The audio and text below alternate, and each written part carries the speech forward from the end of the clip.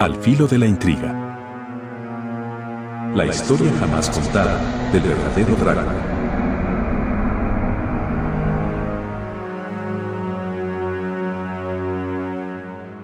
En las oscuras noches sin luna. En las intrincadas callejuelas de pequeñas aldeas medievales. En los inhóspitos bosques poblados.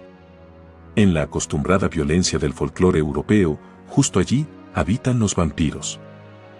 Descritos como criaturas nocturnas, siempre al acecho de almas perdidas para saciar su apetito.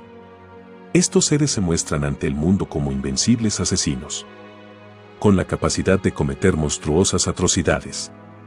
Y aún así, hechizarnos con su inalcanzable y mística inmortalidad.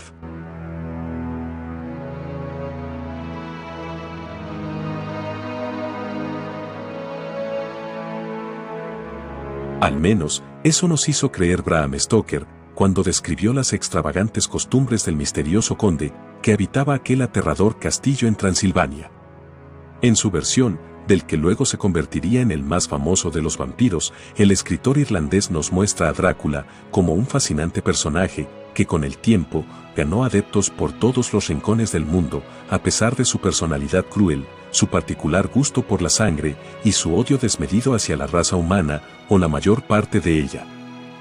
Quizás por ello sucedió con esta novela, lo que ocurre siempre con las buenas leyendas. De tan bien narrada, terminó por borrar la delicada línea entre la realidad y la ficción, y olvidó presentar la historia jamás contada del verdadero Drácula. Pues sí, por improbable que parezca, el Drácula de Bram Stoker realmente existió, en la Edad Media, y los terribles actos que describe la novela no son absolutamente nada comparados con los que cometió. El verdadero Drácula nació en 1431 y su nombre fue Vlad Dracula III. ¿Te suena de algo?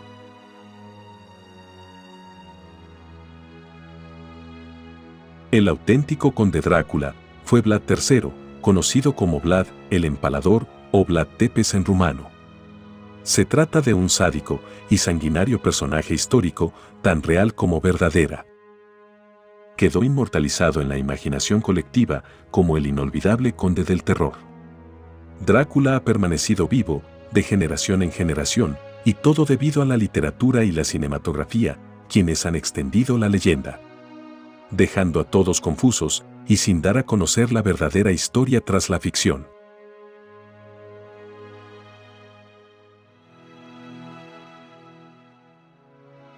Muchas historias diferentes han circulado solo alrededor del nombre, y de alguna forma, todas contribuyen a la sanguinaria y maléfica reputación de su portador.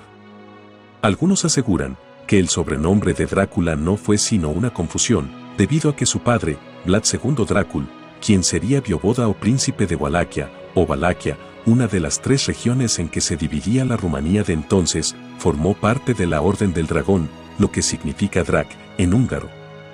Y por lo tanto, nuestro protagonista pasaría a la historia como Vlad III Dracula, es decir, el hijo del dragón. Sin embargo, la mitología rumana no contemplaba la figura del dragón, por lo que esta palabra era entendida como diablo, lo que le ganó a Vlad III el sobrenombre de el hijo del diablo.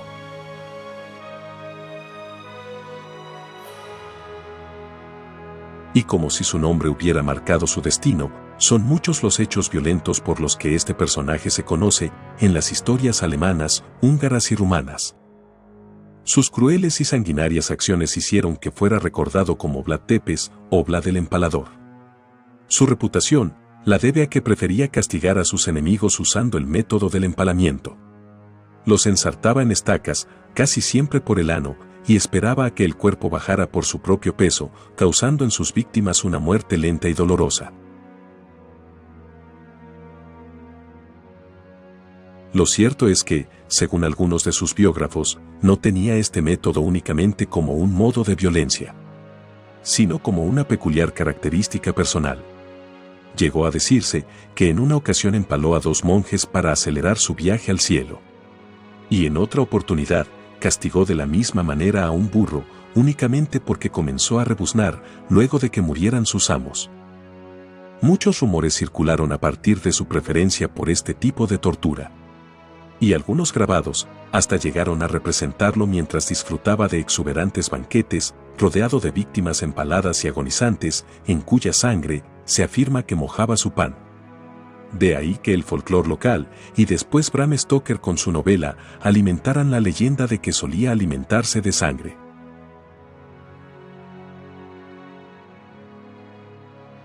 Pero esto no era todo. Vlad el Empalador gustaba de utilizar a sus víctimas como advertencia a sus enemigos. Y no se limitaba a clavarlos en estacas, sino que los ponía en los bordes de los caminos forestales y dejaba que se marchitaran las carnes y se pudrieran los órganos. No hay que esforzarse mucho para imaginar el terror de los otomanos cuando en uno de los tantos intentos por apoderarse del reino de Valaquia se enfrentaron a lo que después sería reconocido como el Bosque de los Empalados. Una zona boscosa donde Vlad III colocaba los cadáveres putrefactos atravesados por estacas, como forma de advertencia hacia los intrusos y traidores.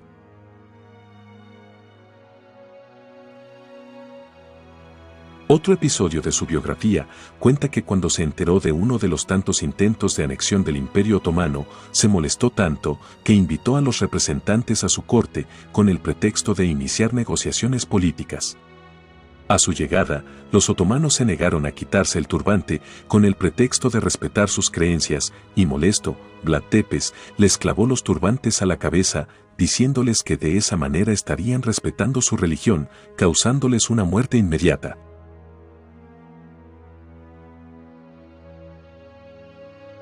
Algunas historias sajonas y alemanas aseguran que en una ocasión mandó a construir un caldero de cobre con una tapa de madera con agujeros, el cual usaba como forma de castigo.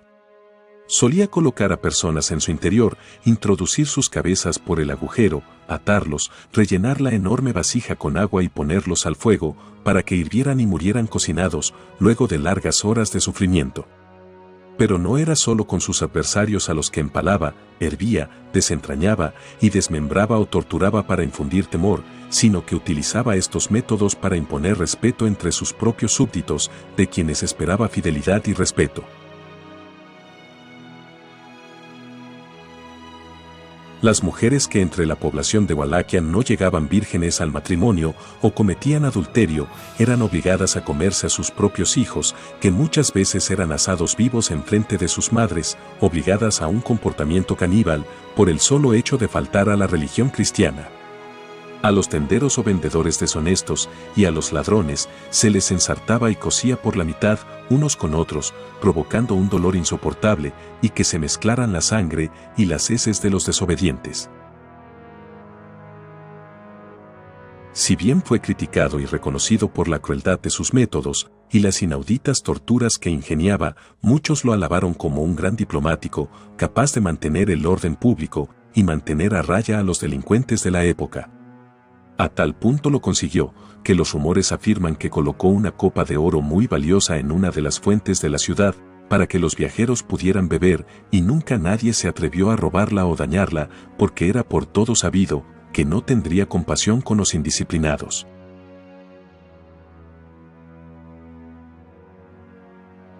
No era de extrañar que se cuidaran de molestar al gran señor. La población conocía el hecho de que prefería ajusticiar a los holgazanes, pobres, vagabundos y lisiados, como una forma de limpiar la ciudad de lo que para él eran personas indeseables, para mantener la prosperidad y la disciplina. Llegando a comentarse que había ajusticiado a una mujer solo porque confeccionó una camisa demasiado corta para su marido.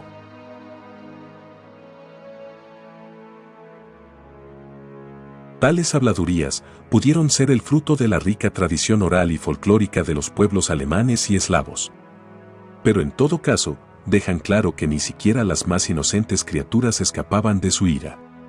Entusiasta de la muerte lenta y dolorosa, dejó tras de sí una estela de sufrimiento y agonía, creando refinadas torturas y martirio para alrededor de unas 100.000 personas. Cifras que algunos calculan pudo ser la suma total de los asesinatos cometidos por él. Era un cuerpo sin alma.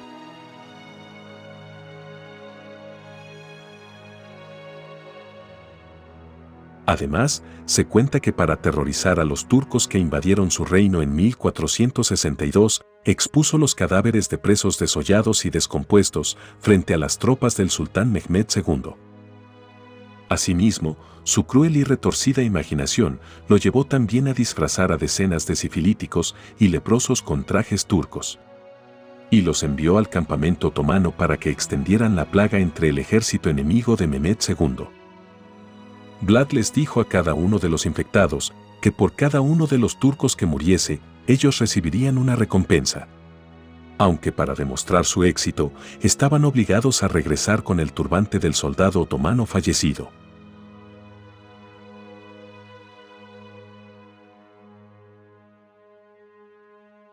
El objetivo principal era acabar con la vida del sultán Mehmed II. Aunque no lo consiguieron, sí lograron generar un caos tal como para que los invasores se mataran entre ellos durante horas. Debido a las ropas que llevaban, fueron confundidos, considerando así que sus compañeros eran unos traidores y habían traicionado a su líder.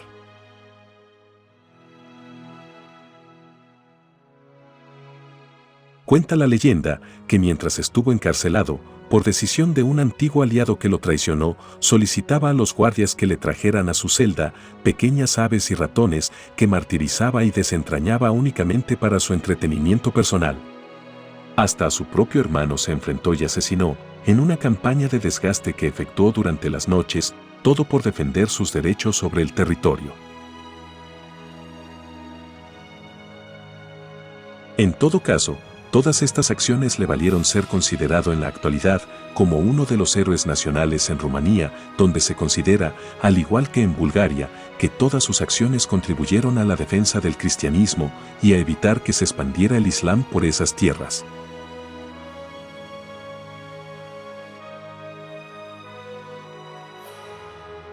Aunque logró detener nuevamente el avance otomano, Vlad, el Empalador, fue traicionado en la Navidad de 1476 y asesinado cruelmente por la espalda con tan solo 45 años de edad. Hasta la fecha, se desconoce quién fue su verdugo, pero se sospecha que habría sido enviado por el sultán Mehmed II. Su cuerpo sin vida fue enterrado en un convento cerca de Bucarest. A pesar de todo, algunos lo consideran un héroe de la resistencia rumana frente a la expansión turca. De lo que no hay duda es de que gracias a su desmedida crueldad e infamia, su leyenda permanecería intacta hasta nuestros días.